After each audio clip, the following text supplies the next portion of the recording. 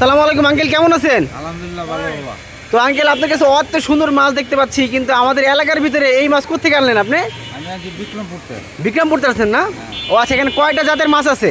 আমার মাছ আছে 6 জাতের। 6 জাতের। আচ্ছা, কোন মাছ কি আমাদেরকে একটু বলবেন, এবং কি কোনটার কেজি কত একটু বলবেন? হ্যাঁ হ্যাঁ ঠিক আছে।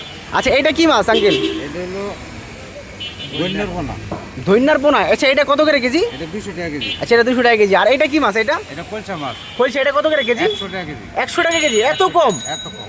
100 টাকা কেজি মাত্র? 100 টাকা কেজি। আচ্ছা, আর এটা কি মাছ? এটা হলো 5 পিসালি। আচ্ছা, এটা হচ্ছে 5 পিসালি মাছ। এটা কেজি কত? এটা মাত্র 300 টাকা কেজি।